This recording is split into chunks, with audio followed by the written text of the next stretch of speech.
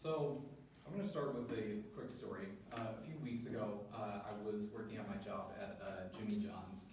We had the music festival in town, so it was a little busier than normal, but it wasn't anything we couldn't handle. I had just taken out a couple trays of bread from the oven, put them on the bread rack to cool down, and at the same time I was consolidating some other loaves of bread that were cooling down to put them over on the other bread rack. When I went to lift up one of the loaves of bread, I had accidentally pressed my arm into one of the trays that had just come out of the oven. And while it probably wasn't longer than a full second of the tray being pressed into my arm, when you have a 400-degree piece of metal searing into your skin, even the smallest amount of time can feel like an eternity. Because even after the incident, I was still feeling like the stinging pain several hours and even the next day afterwards. According to an article in March 2018 by the World Health Organization, there are over 11 million worldwide cases of people having a burn injury that requires medical attention. My burn injury was not nearly as severe to require medical attention, but nonetheless it was a burn injury, and these kinds of injuries are extremely common. And it might be good to learn about these sorts of injuries because of how common they are. And that's what I'm here to tell you all about. After my injury, I did a little bit of research just so I can know how to treat myself. And then for the sake of this speech, I also did some further research. And from that, I can now explain to you that burns are categorized into 4 different degrees, and they are organized based on their severity, and I'm going to walk you through those. So first things first, the first degree. So the severity of burns depends on the depth of the injury. First degree burns only affect the outermost layer of the skin, which is the epidermis. The University of Rochester Health Encyclopedia recently published in 2022 that for this type of first degree injury, generally you would see on the skin like a reddish color. It would feel dry to the touch, a little bit painful, and it likely wouldn't scar or have any sort of blisters.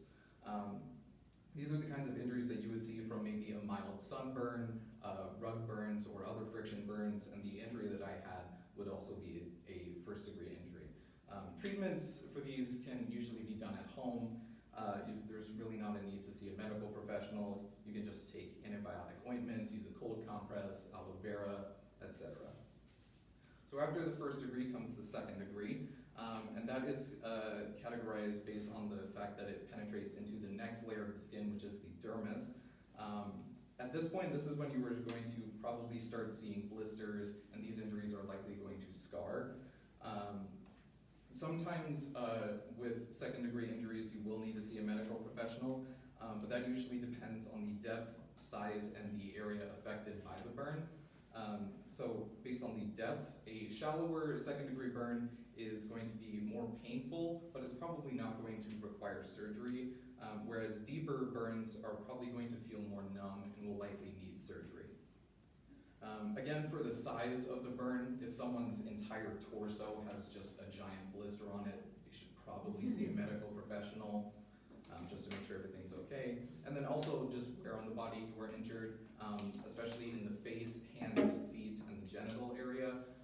Those places are more susceptible to infection, so it's much better to go get those checked out. Next is the third degree. These are much, much worse than the previous ones. These are distinguished by the deep penetration into the subcutaneous layer of the skin.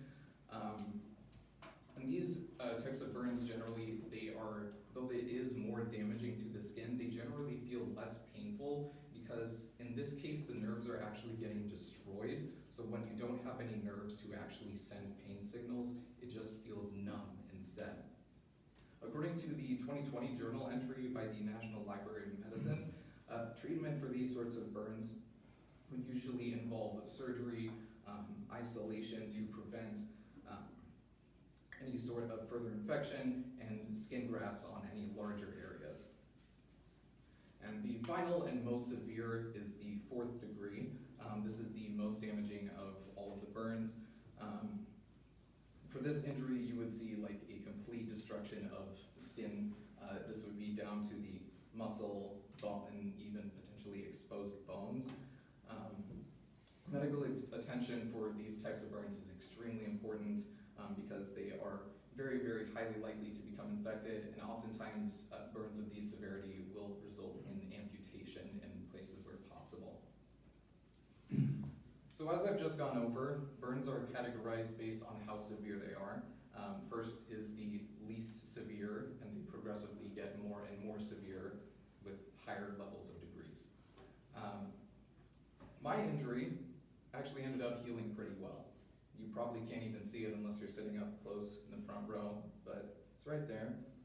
But yeah, it actually helped really well. And while I do hope that none of you are ever in a situation where you do receive a burn injury of any sort, I do hope that you did learn something from this presentation, especially considering how fire it was